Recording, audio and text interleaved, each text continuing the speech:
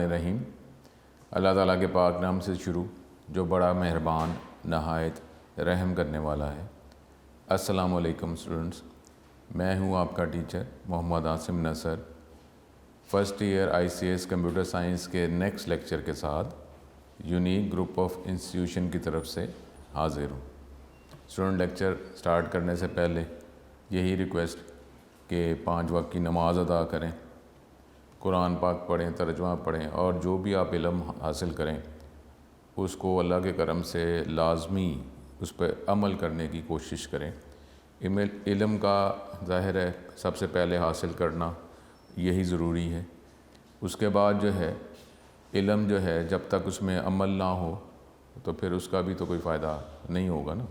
इल्म अगर हम सिर्फ बहस करने के लिए और ये बताने के लिए कि मेरे पास इल्म बहुत ज़्यादा है और नेगेटिव बातें उसमें से निकालना, तो ज़ाहिर है ये फ़ायदे की बजाय नुकसान हो जाएगा।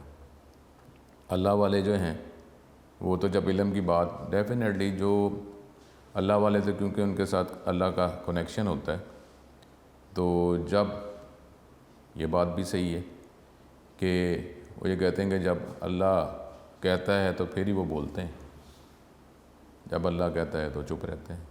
हर चीज़ तो उन्होंने अल्लाह की तरफ की होती है ना। तो इसलिए जो है इल्म जो है, अगर हम नियत ये भी कर सकते हैं कि जिस तरह हमारे माँ बाप हैं, उनके पास इल्म है, तो हम ये नियत में माँ बाप को भी अगर ले आएँ कि हम इल्म इसलिए हासिल कर रहे हैं क्योंकि हमारे माँ बाप ने भी इल्म हासिल किया, तो इसी तरीके से इल्म जो है वो इल्म के लिए, और ज़ाहिर है कि हमारे बड़ों ने भी ये इल्म हासिल किया। अगर हम नियत में अपने बड़ों को भी शामिल कर लेते हैं तो फ़ायदा नहीं होगा। तो दुरूद पढ़ें, और ये भी तो कहा जाता है ना कि जब दुरूद पढ़ते हैं तो आपका और आपके वालिद साहब का नाम पहुंचता है। तो अगर दुरूद हम इस नियत से कर लें, थोड़ा बातें जो हैं नियतें ही जाती हैं ना। अब ये जो कुर्बानी है इसमें तो नियत ही जाएगी, इखलास जाएगा। अगर हम ये पूछते रहते हैं कुर्बानी में कि जी आपने कितनी कुर्बानी, क्या आपने किस चीज़ की कुर्बानी कर रहे हैं, बार बार पूछ रहे हैं और अपना बता रहे हैं, मकसद अपना बताना है, तो फिर इसका फ़ायदा हो रहा है कि नहीं हो रहा। देखें, सोचें, कुर्बानी तो अल्लाह के लिए कर रहे हैं ना, और हमारे प्यारे जो पैगंबर हज़रत इब्राहीम अलैहिस्सलाम उनकी नीयत से हम कर रहे हैं।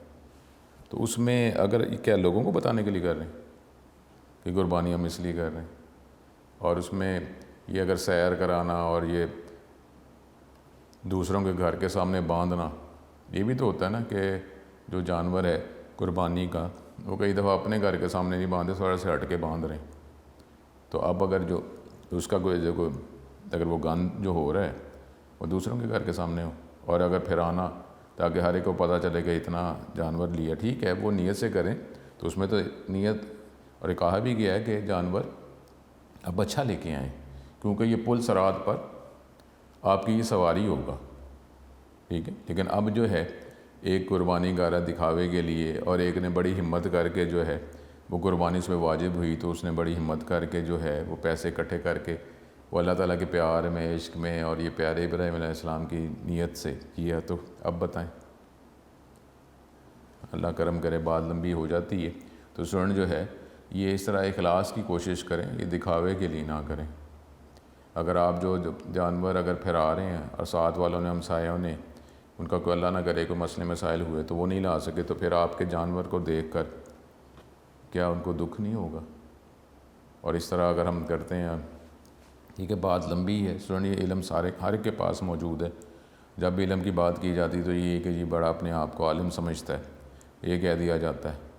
तो स्टूडेंट ये बातें जो हैं, अगर दुनिया की सारी जो दुनिया में जो भी हरकतें हम करते जा रहे हैं दुनियावी, वो तो हम प्रमोट कर लें, और ये जो बातें अल्लाह रसूल की बातें जो हैं वो करते हुए हम ये कहें कि जी बड़ा अपने आप को आलिम समझता है, तो अजीब बातें। आप दुनिया के हिसाब से सारी बातें शेयर कर लें, फ़ौरन शेयर कर लें।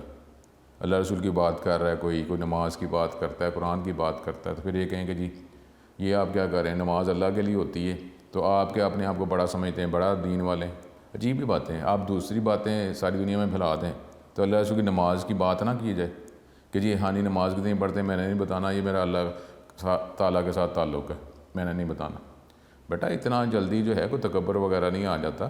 तो दूसरी बातें फैलाते हैं। तो ये अगर आप कहते हैं कि शुक्र अल्लाह का कि मैं 5 वक्त की नमाज़ अदा करता हूँ, शुक्र अल्लाह ताला का मैं कुरान पाक पढ़ता हूँ, तो इसमें आप अल्लाह का शुक्र के साथ गा रहे हैं, इसमें कोई तकब्बर नहीं आ रहा। दूसरी बातें फैला लें, ये क्यों ना फैलाएँ। वो यहाँ पे तरगीब भी तो एक लफ्ज़ होता है ना, तरगीब भी तो एक लफ्ज़ है कि ये बातें करेंगे तो अल्लाह के करम में किसी में तरगीब आएगी और वो भी कोशिश करेगा। तो इसमें पॉजिटिव अगर सोचा जाए तो ठीक है। तो इसलिए नमाज़ पढ़ते हैं तो डेफ़िनेटली अल्लाह का नाम शामिल करके आप कहा करें कि शुक्र अल्लाह ताला का मैं 5 वक्त की नमाज़ अदा करता हूँ। अल्लाह का करम है, ज़ाहिर है करम ही करम है। करम है तो फिर ये 5 वक्त की नमाज़ अदा की जा रही है ना। और जो अल्लाह ताला इतनी नेमतें हमें दे रहा है, सूरह रहमान, कि वो काउंट नहीं कर सकते, सारी दुनिया में लगी रही तो काउंट नहीं कर सकती। तो उस मालिक का, अल्लाह का शुक्र नहीं अदा करना, क्यों नहीं करना। वैसे जो है तो कोई दुनिया में कोई काम कर देता है फ़ौरन आगे पीछे फिरते रहते हैं।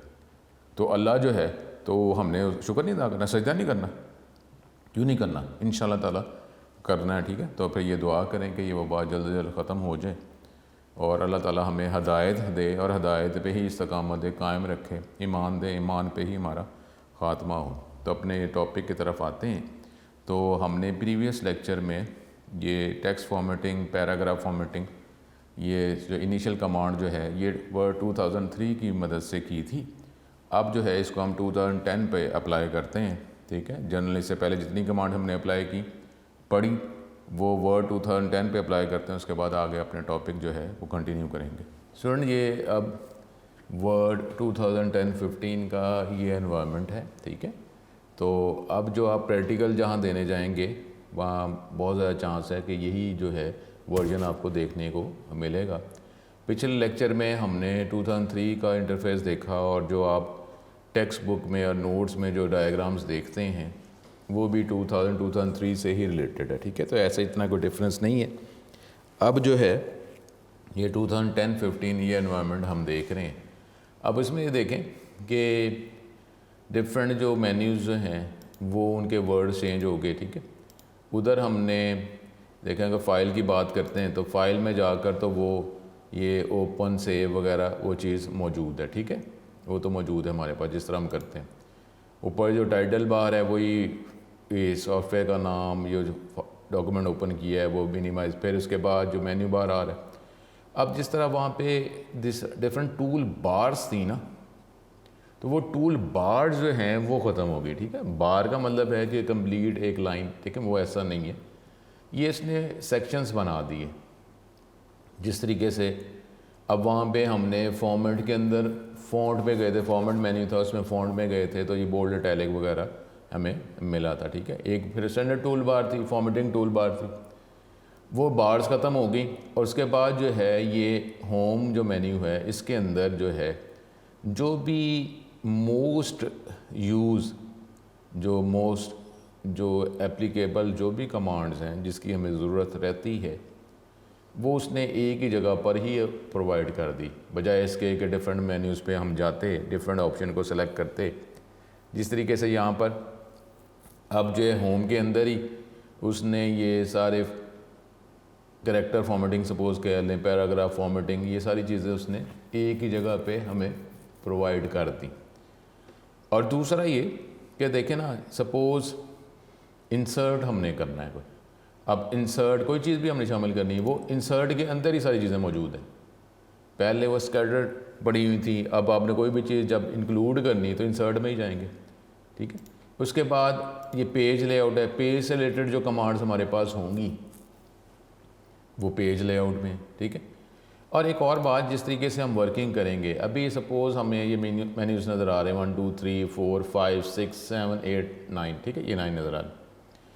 अब हम जब डिफरेंट कमांड्स अप्लाई करते हैं तो अब उससे रिलेटेड जो मेन्यू, जो ऑप्शंस जो हैं, जब हम वो कमांड अप्लाई करेंगे, जब हम वो ऑब्जेक्ट जो है उसको प्लेस करेंगे, बनाएंगे, फिर ही कमांड्स की ज़रूरत पड़ेगी ना।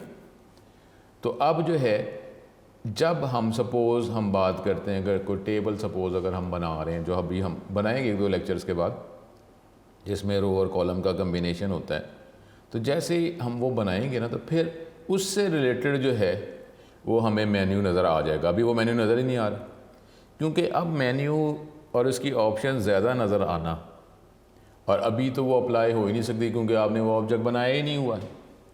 तो फिर ज़्यादा मेन्यू दिखाने का फ़ायदा क्या। तो इसलिए यहाँ पर ये भी है, जब हम देखेंगे, जब हम टेबल की कमांड अप्लाई करेंगे तो उससे रिलेटेड जो है ये कोई लेआउट या इस तरह की ऑप्शंस हमें नज़र आ जाएंगे, मेन्यू बढ़ जाएगा, अदरवाइज़ वो मेन्यू नज़र ही नहीं आ रहा। ठीक है, तो ये जो है अब ये देख लें यहाँ पर हमने स्टार्ट में तो ये फ़ाइल, ये ओपन सेव की कमांड हमने की, ठीक है, वो तो इसी तरीके से यहाँ पर अवेलेबल है। उसके बाद जो है अब वो जो 3 डॉट्स वाली बात है वो इधर यहाँ पे ख़त्म होगी। ठीक है, अगर आप सेव एज़ करते हैं तो वहाँ पे तो डायलॉग बॉक्स आते हैं 3 डॉट्स, वो उसने ख़त्म कर दी। उसके बाद अगर आप जाते हैं कि अब करेक्टर फॉर्मेटिंग की बात, और उसके बाद वो जो अनडू रीडू, ठीक है, वो ऑप्शंस जो हैं वो हमारे पास अवेलेबल हैं। अगर ये ऊपर यहाँ पर ही ऊपर टॉप पे ही वो हमने इसको प्लेस किया हुआ है तो आप ये यहाँ पर देख सकते हैं। ठीक है, कट कॉपी पेस्ट जो है वो भी यहीं पर अवेलेबल है, उसको हम अप्लाई कर सकते हैं। अब अगर हम आगे टाइपिंग मोड्स की बात कर रहे थे, वो इंसर्ट, वो यहाँ पर ऐसा अवेलेबल नहीं है कि आप जो है कमांड को लफ्ज़ लिखेंगे उसके बाद जो है इंसर्ट मोड तो है ही, कहीं पर भी अगर हम लिखते हैं नए वर्ड शामिल करते हैं तो ठीक है वो वर्ड शामिल हो जाते हैं, लेकिन हमारे पास ओवर टाइप मोड नहीं है। आपको सही डिलीट करें अगर आपने कुछ करना है तो यहाँ पर इसको इतने हिस्से को सिलेक्ट करें, जब दोबारा लिखेंगे तो ज़ाहिर है वो ख़त्म हो जाएगा। तो ये हमारे पास अनडू रीडू अवेलेबल है, ये एक्टिवेट्स हो गई हैं, अनडू रीडू अवेलेबल है। उसके बाद अब हम चलते हैं ज़रा उस पर जो हम बात कर रहे थे टेक्स्ट फॉर्मेटिंग। ठीक है, उसके लिए हमें वर्ड सेलेक्ट करना पड़ता है या क्लिक की रखते हैं।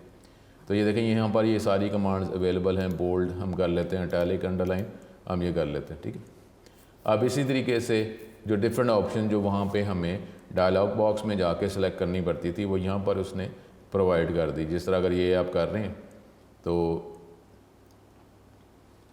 अगर आप स्ट्राइक थ्रू कर रहे हैं तो ये लफ्ज़ जो है इसके दरमियान जो है उसने कोई लाइन सी लगा दी कि ये हमें वो दिखा रहा है कि जी इसको क्रॉस किया हुआ है। अच्छा, यहाँ पर इस एनवायरनमेंट में आपने देखना है कि ये जो एक एरिया है जहाँ पे टेक्स्ट फॉर्मेटिंग से रिलेटेड कमांड्स अवेलेबल हैं, इधर आपको एंड पे ये नीचे की तरफ एक एरो नज़र आ रहा है। तो अब ये वो है ऑप्शन कि अगर आप इस पर क्लिक करेंगे तो अब वो आपको वो डायलॉग बॉक्स नज़र आ जाएगा जो हमने पिछले लेक्चर में वर्ड 2003 से रिलेटेड किया था। ठीक है, यानी यहाँ पर जब आप करते हैं तो आपने कोई वर्ड अगर सेलेक्ट कर लिया है, वर्ड सेलेक्ट कर लिया है तो यहाँ पे ठीक है कमांड्स अवेलेबल हैं, फ़ॉन्ट बढ़ाना, इंक्रीज़ करना, फ़ॉन्ट का साइज़ ये आपने करना। तो आप अगर डायलॉग बॉक्स में जाना चाह रहे हैं तो ठीक है कंट्रोल डी अवेलेबल है, लेकिन आप क्लिक करेंगे तो ये देखें फिर वो वैसे ही हमें वो नज़र आ जाता है जिस तरह हमने वो बात की थी, वर्ड्स ओनली की बात कर रहे थे ना हम। ठीक है, तो ये सारी ऑप्शन जो हैं जो प्रीवियस लेक्चर में हमने पढ़ी हैं, तो ये strike through, double strike through, super script, subscript, ये स्मॉल कैप्स, ऑल कैप्स जो हमने ठीक है पढ़ा था। फ़ॉन्ट का कलर हमने देखा, फ़ॉन्ट, फिर फ़ॉन्ट का साइज़ और फ़ॉन्ट का स्टाइल आपने अप्लाई करना है। अंडरलाइन का कलर अगर आप ये करते हैं अप्लाई तो अंडरलाइन का जो है क्या कलर होना चाहिए। ठीक है, तो ये इस तरीके से ये सारी चीज़ें आप अप्लाई कर सकते हैं। ठीक है, इसके बाद जो है अब आगे हम चलते हैं। ठीक है, अब ये शो हाइड जो हमने लास्ट टाइम हमने पढ़ा था, क्लिक कर लेते हैं तो इससे हमें क्या पता चल रहा है कि जहाँ जहाँ हमने एंटर प्रेस किया है, जहाँ जहाँ हमने एंटर प्रेस किया है तो वो आपको ये पैराग्राफ एक निशान ये नज़र आ रहा है। इससे हमें पता चल रहा है कि इधर इधर हमने एंटर प्रेस किया है। आज जो है हम ज़रा पैराग्राफ फॉर्मेटिंग की बात करते हैं कि पैराग्राफ से रिलेटेड जो कमांड्स अगर हमने अप्लाई करनी हो। अब ये देखें कि ये जो पैराग्राफ है जिसमें ये 3 लाइंस आपको नज़र आ रही हैं। ठीक है, अब इसमें अगर देखते हैं कि ये लेफ़्ट लाइन है, लेफ़्ट लाइन तो अब ये सेंट्रल लाइन, वो जो भी इस पैराग्राफ, अब आखिरी पैराग्राफ को देखते जाएं, यहाँ पे 3 लाइन लिखी हुई हैं तो वो टेक्स्ट जो है ऑटोमेटिकली सेंटर करके सेंटर में ही वो प्लेस किया जा रहा है। अब मैं जिस तरह आगे लिखता जाऊँगा तो ऑटोमेटिक सेंटर करके वो उस लाइन के सेंटर में ही लिखा जाएगा। फिर ये राइट लाइन, राइट साइड से ये अलाइन हो जाएगा। ठीक है, ये देखें ये राइट साइड से। उसके बाद जो है अगर आप जस्टिफाई करते हैं तो ये एक्स्ट्रा जो है वो स्पेस देने की कोशिश करता है। एक तो स्पेस बार होता है ना, स्पेस बार जब आप प्लेस करते हैं, स्पेस बार डॉट यहाँ पे लगाता जा रहा है, ये नॉन प्रिंटिंग है। उसके बाद अगर आप लिखते हैं तो ऑटोमेटिकली जो है अगर उसने कोई स्पेस एडजस्ट करनी है, जिस तरह यहाँ अगर मैं वर्ड ज़्यादा लिख देता हूँ तो वो जहाँ अगर स्पेस जो है वो और ख़ुद से भी शामिल कर रहा है ताकि इसका प्रॉपर जस्टिफाई, जिस तरह न्यूज़पेपर हम बुक पढ़ते हैं तो वो लेफ़्ट साइड से राइट साइड से बोथ साइड से ही उसको अलाइन किया जाता है, तो ये इसको आप जस्टिफाई कहते हैं। ठीक है, ये साथ साथ आपने प्रैक्टिस करते रहेंगे तो फिर ही फ़ायदा होगा। तो अगर आप बोर्ड के पेपर के वाले से बात करते हैं फर्स्ट चीज़, तो ज़ाहिर है इसमें long question, short question, MCQs ही आने, और प्रैक्टिकल जो है वो तो सेकेंड ईयर के पेपर्स के बाद होगा, लेकिन साथ साथ इसको प्रैक्टिस ज़ाहिर है करते रहें। अब जो है इस पर मज़ीद चलते हैं पैराग्राफ। अगर पैराग्राफ के डायलॉग बॉक्स पे आपने जाना है तो ये देखें, फिर वो क्लिक करेंगे तो ये हमें नज़र आ जाएगा वो जो हमने लेक्चर्स में थ्योरेटिकली देखा था, ये पैराग्राफ का डायलॉग बॉक्स आ गया। इसमें से मुख्तलिफ ऑप्शन जो है आप अप्लाई कर सकते हैं। ठीक है, ये हम देखते हैं। अब ये इस आखिरी पैराग्राफ को आप देखते जाएंगे। ठीक है, आखिरी पैराग्राफ को देखते हुए हम कमांड्स अप्लाई करते हैं। अब इधर ये दो आइकॉन्स नज़र आ रहे हैं, इंडेंट। देखें, अभी मार्जिन जो है उसका तो पेज के साथ ताल्लुक़ है, पेज सेटिंग के साथ ताल्लुक़ है, तो जब हम वो करेंगे तो फिर पेज की सेटिंग जब करेंगे तो भाई मार्जिन की कमांड अप्लाई कर लेंगे। लेकिन अभी फ़िलहाल जो है हम इंडेंट की बात कर रहे हैं। इंडेंट देखें, ये लेफ़्ट साइड पे ये एरिया, और वो ये देखें ये सिलेक्शन एरिया है ना, जो हमने बात की थी कि हमने वर्ड को सिलेक्ट करना है। उसके बाद अगर आप सिलेक्शन एरिया जो राइट साइड पे कर्सर आपको वर्टिकल लाइन नज़र आ रही है, जब आप राइट साइड पे जाते हैं तो ये आपको ये एरो जिसकी जो इंक्लाइन जो है वो राइट साइड की तरफ है, ये अब सिलेक्शन एरिया में चलेगी। क्लिक करेंगे एक लाइन, डबल क्लिक करेंगे तो हमारे पास ये पूरा पैराग्राफ सेलेक्ट हो जाएगा। अगर 3 दफ़ा क्लिक करेंगे तो पूरा डॉक्यूमेंट सेलेक्ट हो जाएगा। तो ये सिलेक्शन एरिया। अब ये जो मार्जिन है लेफ़्ट साइड पे, जिस तरह मार्जिन लाइन टेस्ट अटैम्प्ट करते हुए जब मार्जिन लाइन लगाते हैं तो पूरे पेज पे लगता है ना, पूरे पेज पे आप सीधी लाइन लगाते हैं तो अब वो जो मार्जिन जो है ये आपकी टेक्स्ट की बाउंड्री बता रहा होता है जब आप टेस्ट करते हैं अटैम्प्ट। अब यहाँ पे मार्जिन, अभी मार्जिन की कमांड तो हम पेज सेटिंग में जाकर उसको अप्लाई करेंगे, लेकिन मार्जिन जो है ये कुछ अप्लाई हुआ है कि लेफ़्ट साइड से इतनी स्पेस उसने खाली छोड़ी हुई है, किसी कोई भी लाइन जो है उसके बाद ही स्टार्ट हो रही है। लेकिन अब इंडेंट क्या होता है कि ये पैराग्राफ की सेटिंग है जिसमें मार्जिन के अलावा अगर आप एक्स्ट्रा स्पेस अगर बताना चाहें तो ये इंडेंट की कमांड होती है। अब ये तीसरे पैराग्राफ, ये पैराग्राफ की फॉर्मेटिंग है। एक ज़्यादा पैराग्राफ पे अप्लाई करना है तो आपको पैराग्राफ को सिलेक्ट करना पड़ेगा। अगर आप इसी पैराग्राफ पे हैं, जस्ट कर्सर वहाँ पे रखें। अब ये देखें, यहाँ पे हम करते हैं, ये इंक्रीज इंडेंट है, क्लिक करेंगे तो ये देखें अब ये जो पैराग्राफ है जहाँ पे कर्सर था इसमें एक्स्ट्रा जो है बाय डिफ़ॉल्ट वो 0.5 जो है इंच ये रूलर से हमें नज़र आ रहा है। तो 0.5 इंच जो है इस पैराग्राफ की लाइन जो है उस पर स्पेस मज़ीद उसने दे दी अदर देन मार्जिन। ठीक है, तो ये हमने थ्योरी में इंडेंट का टॉपिक पढ़ा था। ठीक, तो ये देख लें वो पैराग्राफ जो है, जो आखिरी पैराग्राफ है उसकी लाइन जो है उसके लेफ़्ट साइड पे एक्स्ट्रा स्पेस दे रहा है मार्जिन के अलावा। बाकी जो पैराग्राफ हैं उसके लेफ़्ट साइड पे जो है मार्जिन जो स्पेस है वही है। ठीक है, तो ये हमारे पास इंडेंट की हम बात करते हैं, यहाँ पर ही कमांड अवेलेबल है।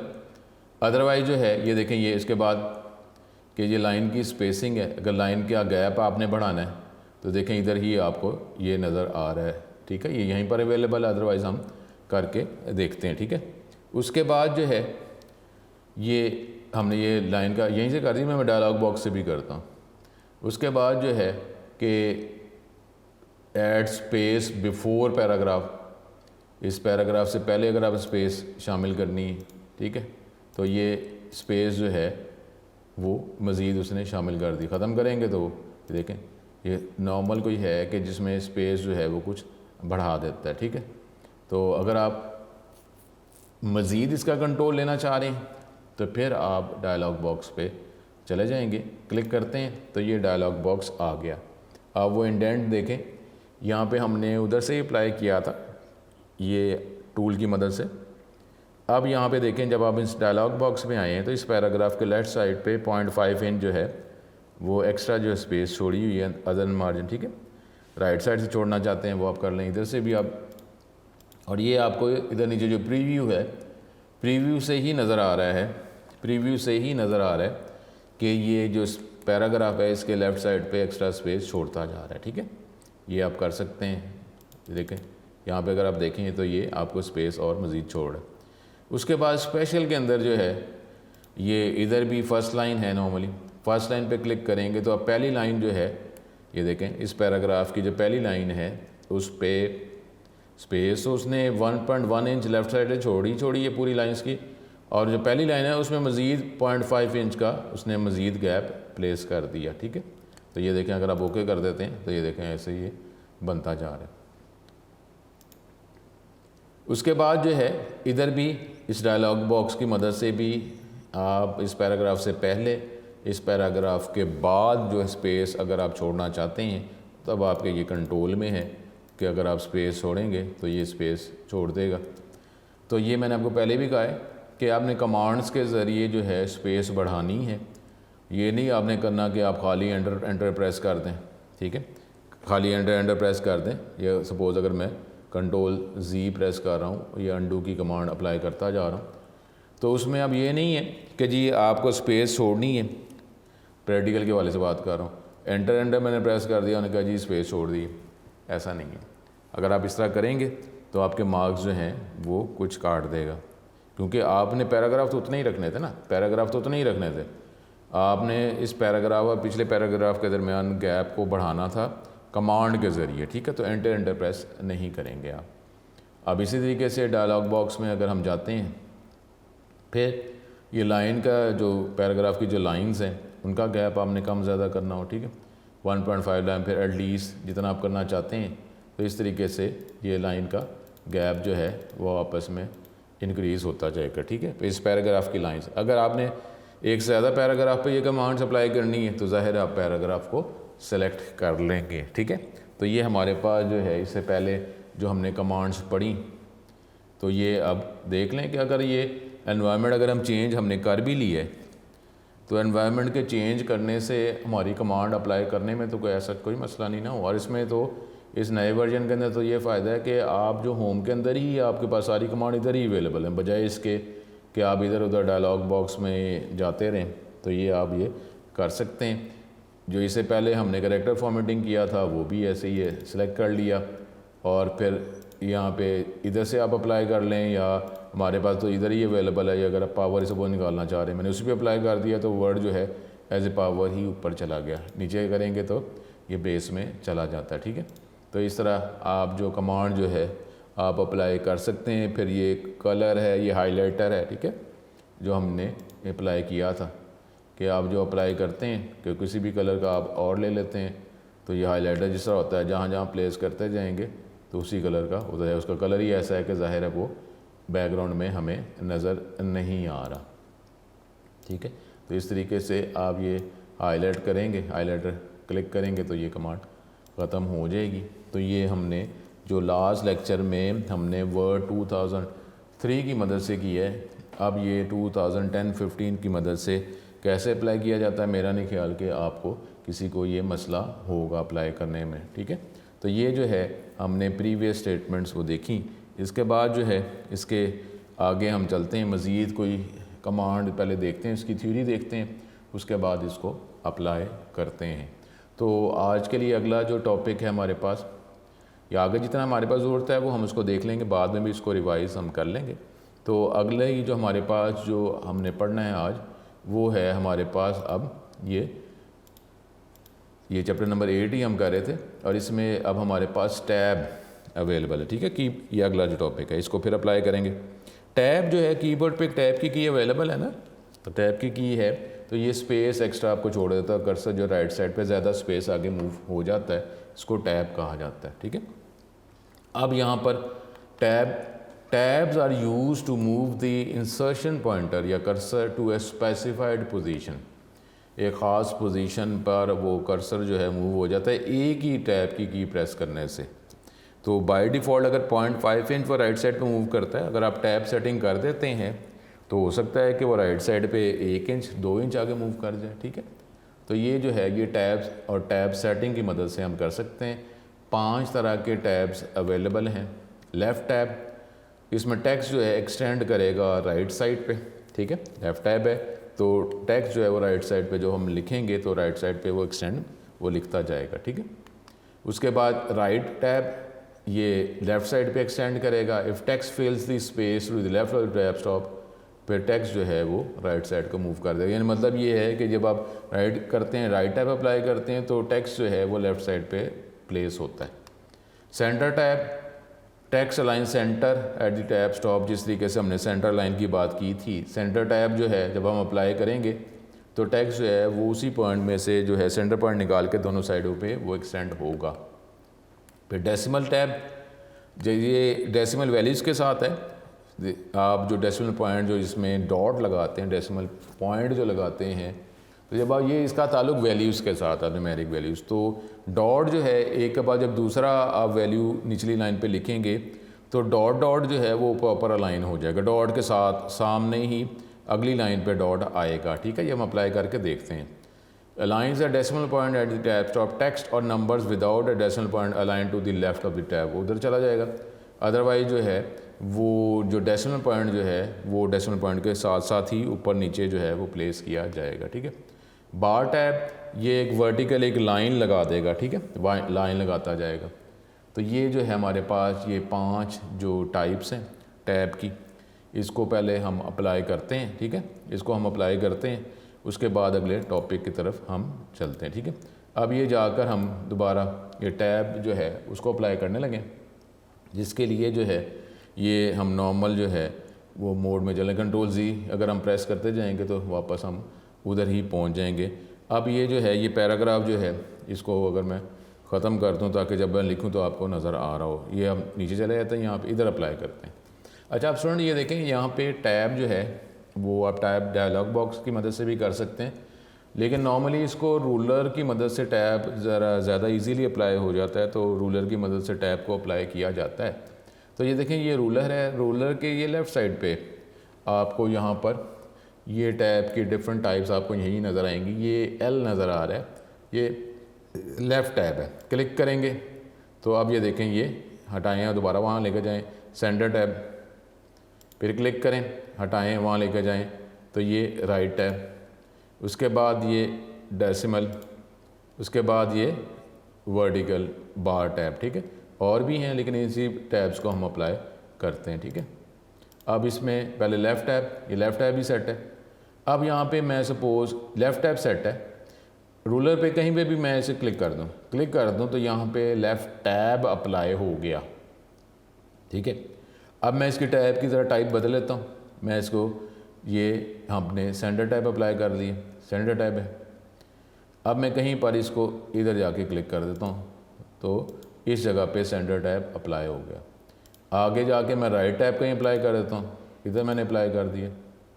उसके बाद डेसिमल मैं अप्लाई कर देता हूँ कहीं पे। उसके बाद आखिर में चलें वर्टिकल टैब हम देख लेते हैं, इसको इधर मैंने अप्लाई कर दिया। ये लेकिन ये अप्लाई कर दी, ये सेटिंग मैंने कर दी। अब देखें ये सेटिंग पहले अप्लाई की जाए उसके बाद टेक्स्ट लिखा जाए या टेक्स्ट लिख कर सेटिंग अप्लाई कर दी, ये किया जा सकता है। अब देखें वैसे क्या होता है कि 0.5 इंच का टैब जो है वो प्लेस किया जाता है। देखें मैं पिछले अगर पैराग्राफ में आता हूँ, यानी टैब प्रेस किया तो 0.5 इंच पे वो जो है कर्सर मूव किया। लेकिन अब ये जो पैराग्राफ है इस पर मैंने सेटिंग कर दी हुई है कि जब यहाँ से मैं टैब की प्रेस करूँगा तो अगले टैब स्टॉप पे जाएगा। अगर हमने सेटिंग ना की हो तो वो राइट साइड पे 0.5 इंच का जो है वो टैब स्टॉप जो अगला आता है। अब मैंने टैब सेटिंग कर दी है तो वो एक ही टैब की प्रेस करने से उधर मूव हो गया और ये टेक्स्ट जो है किस साइड पे जो इंक्लाइन कर रहा है, जो एक्सटेंड हो रहा है राइट साइड पे, ठीक है। अब मैंने यहीं से टैब प्रेस किया तो ये सेंटर टैब है। अब ये वर्ड जो है ये सेंटर में, अभी दूसरी लाइन पे आऊँगा तो मैं पता चलेगा ज़्यादा। इधर आते हैं तो ये हमारे पास राइट है, ये टेक्स्ट राइट साइड पे मूव हो रहे हैं।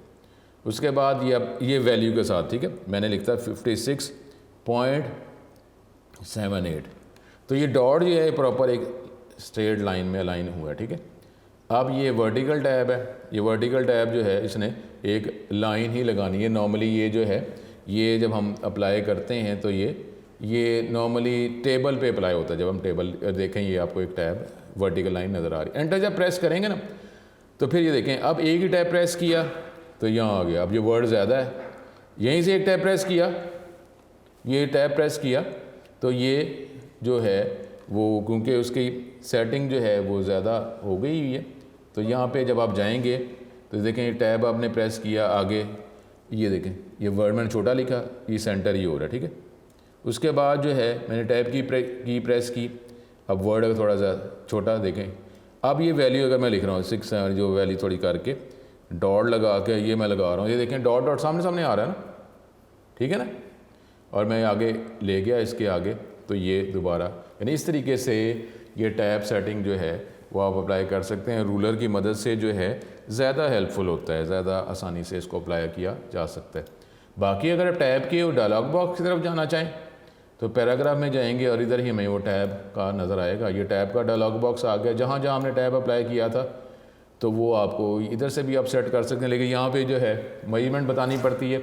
रूलर का फ़ायदा ये होता है कि रूलर वहीं से आप करते रहते हैं, सेट करते रहते हैं, ठीक है। आप इसको सेट कर सकते हैं, क्लियर कर सकते हैं, ख़त्म कर सकते हैं, ये सारी चीज़ें आप अप्लाई कर सकते हैं। अच्छा, उसके बाद अगर आपने ये नॉर्मली पहली लाइन पे अप्लाई कर दिया जाता है, क्योंकि पहली लाइन पे आप देख लेते हैं कि जी इसके मुताबिक हो रहा है। जिससे अगर मैं इसको अगर ख़त्म कर दूँ, अगर मैं पहली लाइन पे आता हूँ तो मैंने कहा कि थोड़ा सा मैंने आगे पीछे करना है, तो कोई बात नहीं, आप इसको क्लिक करके आप इसको मूव भी कर सकते हैं, ठीक है। जहाँ आप लेके जाना है थोड़ा पीछे करना है आप कर दें।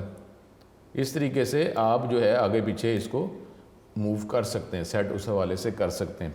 डिलीट करना है तो अगर आप ये कहेंगे जी मुझे डायलॉग बॉक्स में जाना पड़ेगा, आप उसको क्लिक करें, क्लिक करके उसको पकड़ें, माउस को बटन को क्लिक ही रखें, छोड़ें ना, और जो है यहाँ पे डॉक्यूमेंट विंडो इस मेन एरिया में ले आएँ, वो टैब जो है वो ख़त्म ही हो जाएगा, ठीक है। यानी इसको पकड़ें और इसको यहाँ पे क्लिक कर दें, डॉक्यूमेंट विंडो, वो टैब ख़त्म हो जाता है, बजाय इसके कि आप डायलॉग बॉक्स की मदद से आप इधर उधर जाएँ। बाकी हमने मूव करना है तो मूव आप जिधर आप करना चाह रहे हैं वो आप मूव कर लें। पहली लाइन पे आप सेटिंग जो है वो प्रॉपर्ली अप्लाई कर दें। जब आप एंटर प्रेस करेंगे तो यही जो फॉर्मेटिंग जो है वो अगले पैराग्राफ पे शिफ्ट हो जाती है। पैराग्राफ फॉर्मेटिंग और इसके अंदर ये टैब भी जब आप एक लाइन पे अप्लाई करते हैं और जब आप एंटर प्रेस करते हैं तो अगली लाइन पे वही सेटिंग अप्लाई हो जाती है, ठीक है। तो इस बात को ये माइंड में रखें। तो आज जो है हमने ये मज़ीद आगे टॉपिक जो है पैराग्राफ और नए वर्जन के हवाले से हमने देखा, और ये जो है आपको यही वर्किंग करनी होगी, कोई ऐसा मुश्किल नहीं है मेरा नहीं ख्याल कि आपको इसमें से कोई कमांड नहीं आती होगी, आप इसको बस रिफ़्रेश करते जाएं। तो ये लेक्चर्स हमारे बस 3-4 लेक्चर्स मज़ीद अगर रह गए तो ये करने के बाद हमारा सिलेबस ख़त्म हो जाएगा। तो आप फर्स्ट टर्म पे तवज्जो करें। आगे अगले लेक्चर के अंदर जो है मज़ीद जो इससे आगे जो टॉपिक है पहले उसको देखेंगे, उसके बाद फिर इस सॉफ्टवेयर पे उसको अप्लाई कर देंगे। तो नेक्स्ट लेक्चर में आपसे दोबारा मुलाकात होगी, ठीक है। तो अपना बहुत ज़्यादा ख्याल करें। अस्सलाम वालेकुम।